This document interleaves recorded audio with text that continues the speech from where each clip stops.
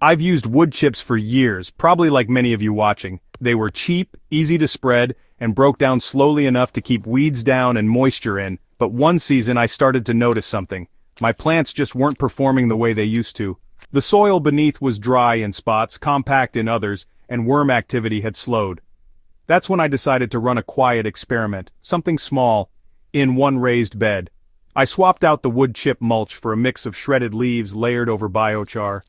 I didn't expect much, maybe slightly better moisture retention, but within weeks, my plants were thriving.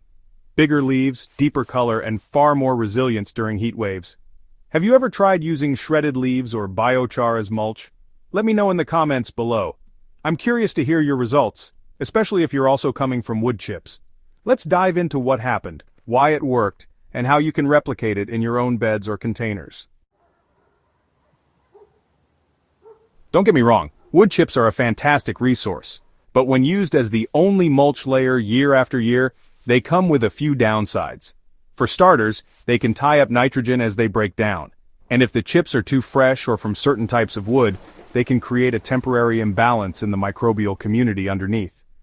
What I saw in my own garden was patchy soil life. The topsoil stayed dry for longer than it should have, even with decent rainfall. Under the mulch, it felt slightly acidic, and I rarely saw worms working the upper layer. It was acting more like a moisture barrier than a soil builder. That's what led me to try something different, starting with a layer of charged biochar. Biochar, when used raw, can actually cause more harm than good, but when charged, meaning it's soaked in compost tea or aged manure tea, it becomes a microbial hotel. It's a porous carbon structure with thousands of microscopic cavities. When soaked properly, these cavities hold onto nutrients and beneficial microbes and gradually release them into the surrounding soil. I took a 2-inch layer of charged biochar and spread it directly on the soil surface. Right above that, I added 3 inches of shredded deciduous leaves, mostly from oak and maple. No tilling, no digging, just layering. The leaves, being soft and already semi-broken down, created a breathable, light mulch. Unlike wood chips, they didn't form a crust or suppress airflow. They invited activity instead of blocking it. It didn't take long to see the difference. Within 2 weeks of replacing the wood chips, I noticed a dramatic change in moisture levels. The soil beneath the leaf biochar combo stayed evenly damp. Not wet, just perfectly hydrated. It felt soft to the touch, like rich forest soil. And then came the worms. I lifted a handful of the mulch near a pepper plant and counted 4 red wigglers squirming through the leaf matter and biochar.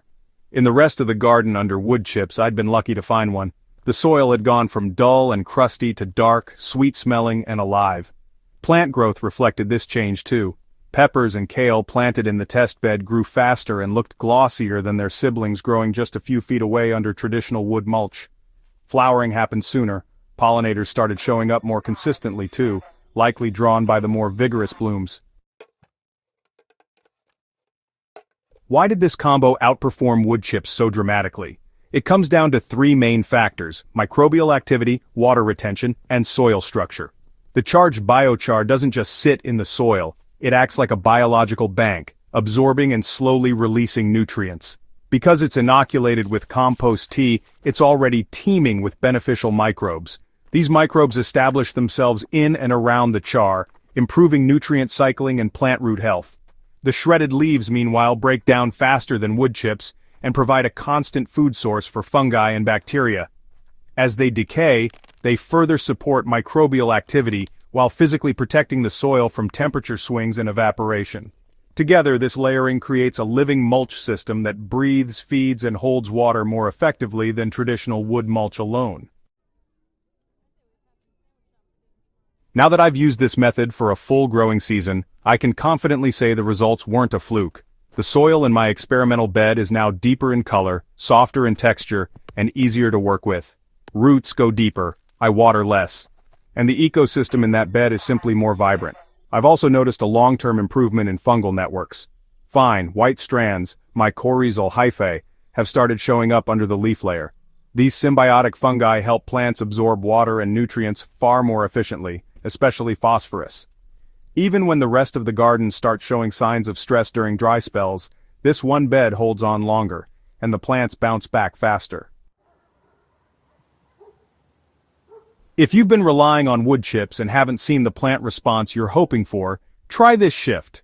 Layer some charged biochar directly on your soil, then cover it with shredded leaves. It costs next to nothing, especially if you collect your own fall leaves and make your own compost tea. And the impact on soil life and plant health is absolutely worth the effort. Let this be your gentle nudge to experiment, because sometimes all it takes is one small change, one layer, one tweak to wake up your entire garden.